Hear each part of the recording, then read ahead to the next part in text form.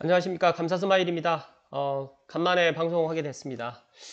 오늘 방송 주제는 고향 특례시 확정 108만 시민의 새로운 미래가 열립니다.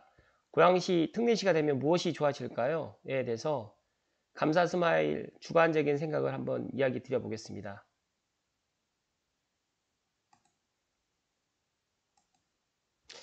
일단은 제가 고향 특례시 확정된 소식을 고양시청 홈페이지에서 일단 보았는데 보니까 108만 시민의 새로운 미래가 열립니다라는 말씀을 일단 먼저 해주셨어요.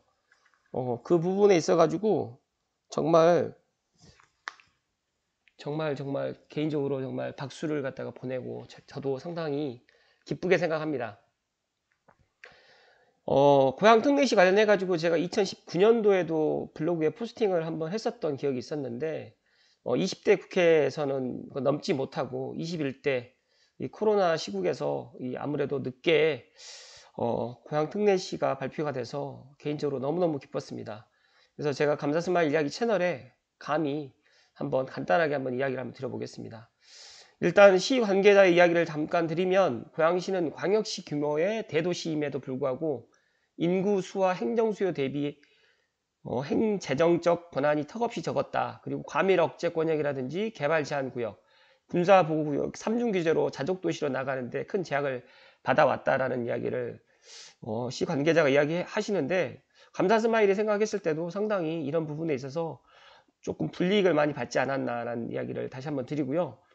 이번에 이제 특례시 지정 이후에 시행령 개정에서 중앙이라든지 광역 권한과 재정의 이양이 합리적으로 이루어져서 일산 테크노밸리, 방송영상밸리, 킨텍스 제3전시장, CJ 라이브시티 건설과 함께 고양시의 미래를 새로이 그려나갈 수 있도록 108 시민의 힘 모아주시기를 부탁드린다고 말했는데 감사 스마일이 여기서 이제 3기 신도시까지 만약에 들어온다고 하면 고양시는 뭐 130만 정도의 큰 메가 신도시가 되지 않을까라고 저는 감히 말씀을 또 드립니다. 고향 특례시가 확정이 됐습니다. 이 부분에 있어서 많은 분들이 잘 모르고 계세요.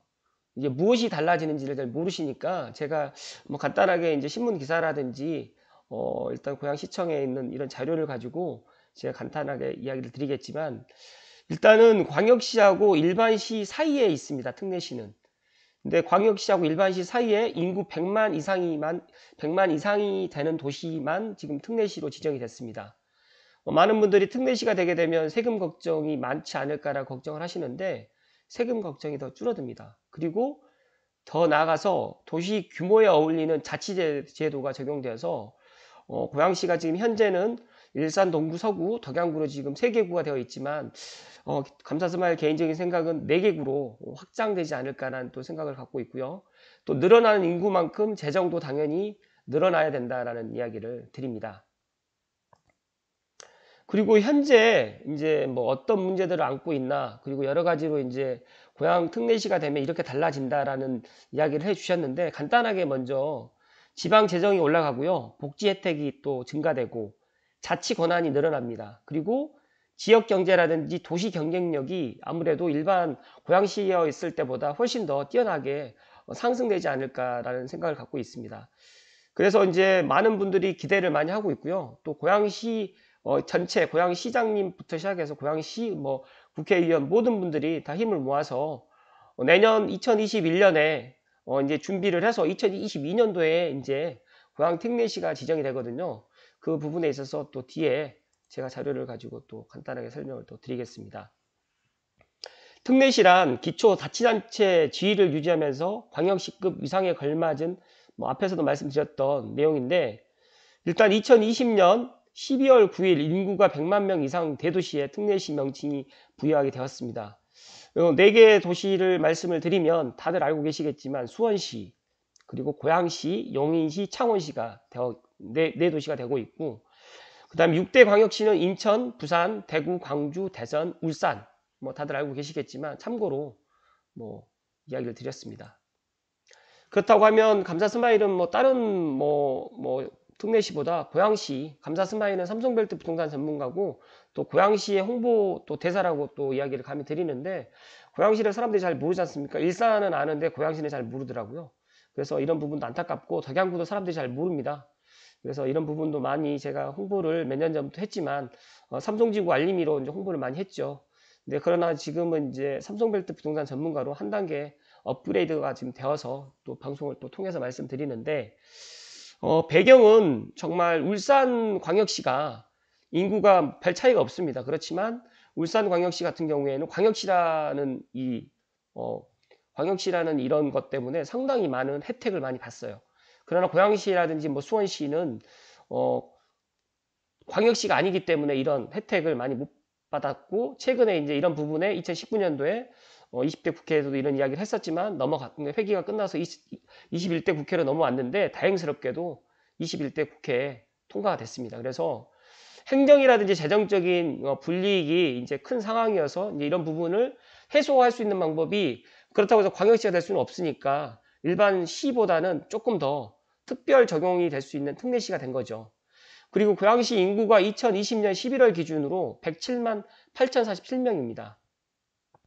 그리고 이제 이 고양시가 특례시가 되는 건 1년간 1년간 일단은 특례시가 되기 위해서 이제 준비해야 될 것들을 준비해서 시행은 2022년 1월 1일부로 정말 이제 특례시가 되는 겁니다. 그렇다고 하면 특례시 승격이 되면 고양시가 무엇이 달라질까요? 일단은 이거는 신문 기사에 많은 분들이 이제 전문가들이 이야기를 해주셨지만, 저는 여기에 뭐 나와 있는 것들 중에 좀 이야기를 드리고 싶었던 거는 51층 이상 연면적 20만 제곱미터 6만 평 이상 건축물 허가를 갖다가 직접 할 수가 있다는 거. 그리고 시의 재정이라든지 세금 부담이 또 줄어드는데, 이런 부분은 국가의 예산을 갖다 직접 받아서 이런 것들은 이제 추후 논의를 한다고 하는데 아마 2021년도 내년에 논의가 될 것 같고요. 그리고 광역자치단체를 거치지 않고 행안부 장관 승인을 바로 받을 수가 있습니다. 이런 부분도 상당히 큰 메리트고요. 지방의 정책 결정 및 집행 과정에 대한 주민의 참여권이 강화되고, 그리고 더 중요한 거는 도시의 인프라가 확충되면서 복지 혜택과 행정 서비스가 개선되고, 이제 뭐 경기도지사에 거쳐서 승인 받아야 될 것이 바로 행안부로 바로 넘어가기 때문에 한 단계가 사라지기 때문에 이런 것들도 상당히 빨라질 거라고 예상을 합니다. 그렇다고 하면 특례시가 이제 2022년에 이제 실시가 되기 때문에 앞으로 남은 시간 1년 동안이라는 시간 동안 고양시가 이제 준비해야 될 게 상당히 많습니다. 이 1년이라는 시간을 뭐 시의원이라든지 시 관계자들, 뭐 시장님 포함해가지고 모든 분들이 이제 노력을 해서 이제 정말 잘 준비를 해서 특례시가 돼야 될 거라고 저는 생각을 하고요. 고양시가 아마 이제 중요한 과제가 이제 1년 동안 뭐 2021년 1월부터 이제 12월까지 잘 준비를 해야 되는 거고요. 제가 판단했을 때는 내년 상반기까지 재정이라든지 사무, 뭐 예를 들어서 이제 뭐 지금 여러 가지가 또 논의가 되고 있지만 이런 부분 우선순위를 두고 행안부에 건의를 잘 하셔가지고 이런 부분을 잘 준비를 해서 정말 고양 특례시가 이름만 특례시가 아니라 정말 실질적인 특례시가 될 수 있도록 많은 분들이 좀 노력을 해주시기를 감히 말씀을 드리고요. 또 감사 스마일이 제 방송에 또 감히 이런 말씀을 드리는 거는 제 방송을 갖다 구독해 주시는 분들도 이런 특례시의 주변의 모든 분들에게 좀 알려주시고, 또 시민들이 또 적극적으로 참여해서 시정에 같이 동참할 수 있는 이런 부분도 잘 준비가 되었으면 하는 게 제 개인적인 바람입니다. 그렇다고 하면 고양 특례시가 2022년에 시작을 합니다. 저도 개인적으로 상당히 흥분되고 기쁘기도 하지만 이 부분에 있어서 특례시 지정이 과연 이제 앞으로 되었을 때 인구가 분명히 더 늘어날 겁니다. 그렇다고 하면 이제 덕양구 삼성벨트라든지 3기 신도시 뭐 이런 부분에 있어 가지고 뭐 덕양구 또 분구도 이제 이야기가 또 나올 수도 있겠지만 연계성 있게 교통이라든지 뭐 학군이라든지 뭐 그다음에 기업이 또 들어올 수 있는 이런 것들까지 다 가치가 논의가 돼서 잘 준비가 됐으면 하는 거고요.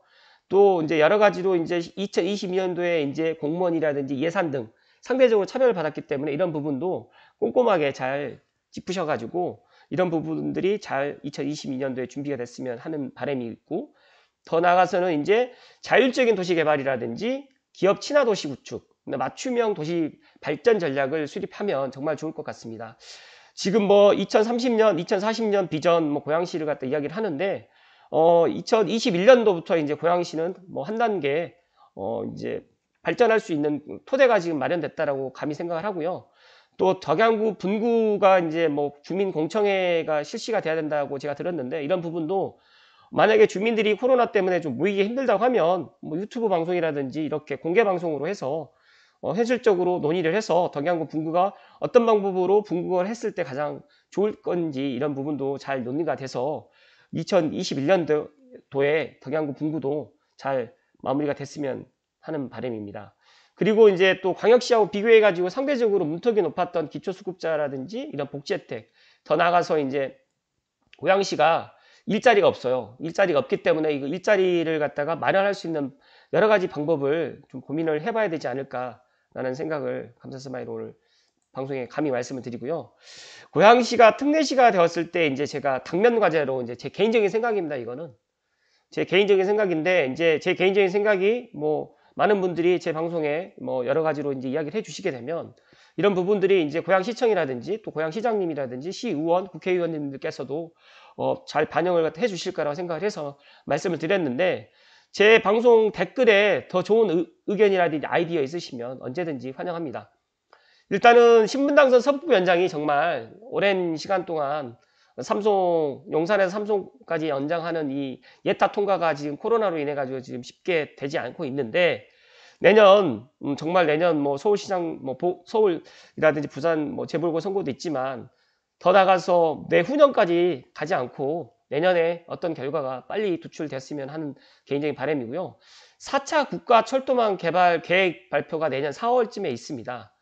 이 4차 국가철도망에서 뭐 교외선이라든지, 그리고 뭐 금촌도리선, 통일로선이라든지, 그다음에 대화에서 운전까지 연결되는 3호선 연장이라든지, 기타 또 인천에서 이제 인천 지하철 2호선 연장이라든지 일산까지 연결될 수 있는 대곡 소사선 또 연장되는 이런 부분도 상당히 많이 지금 국가철도망에 반영돼야 될 특례시가 됨으로 인해 가지고 교통이 더 확충돼야 되는 이런 부분을 또 제가 당면 과제로 지금 말씀을 또 드리고요.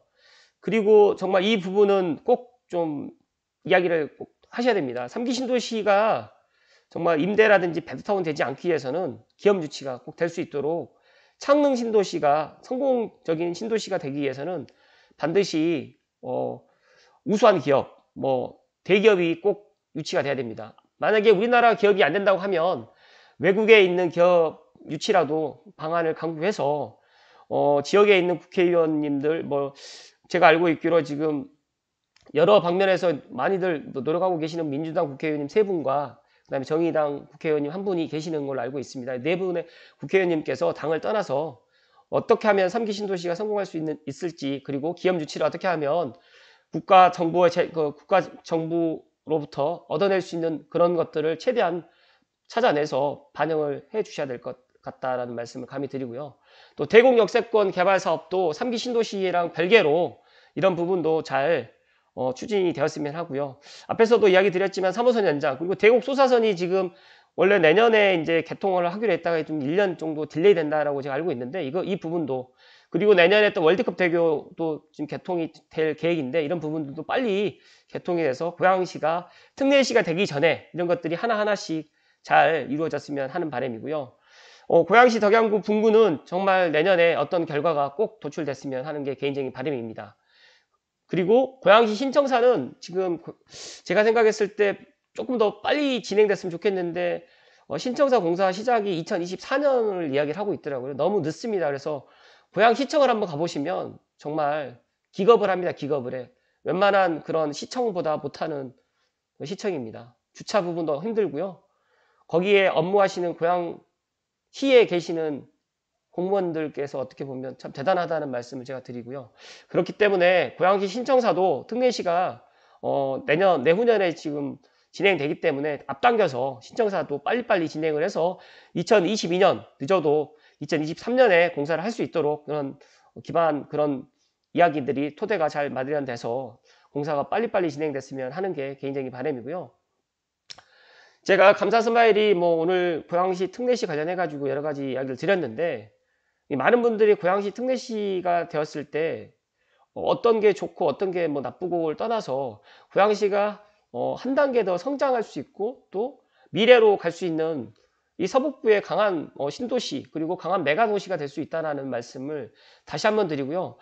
감사 스마일이 고양시 덕양구에 있기 때문에 삼성벨트 부동산 전문가이기 때문에 일산 동구 서구를 갖다가 뭐 비하하거나 그러진 않는데 일산 동구 서구하고 덕양구가 함께 갈 수 있는 방법을 잘 이번 뭐 특례시를 통해서 잘 얻어냈으면 하는 게 제 개인적인 바람이고요. 더 나아가서 이 덕양구 삼성벨트의 미래 가치는 더더욱 밝아진다라는 말씀을 끝으로 드리고요. 오늘도 날씨가 상당히 많이 추웠는데요. 건강관리 잘 하시고 코로나19 때문에 제가 오늘도 방송을 함께 하지 못하고 제 혼자 방송을 했는데 제 방송을 갖다 기다려주신 분들, 애청자분들께는 정말 죄송하다는 말씀을 드리고요. 그래도 일주일에 한 번 정도는 잊지 않고 방송을 꾸준히 할 수 있도록 최선의 노력을 다 하겠습니다. 아무튼 오늘 하루도 행복하시고요. 다음에 또 인사드리겠습니다. 고맙습니다.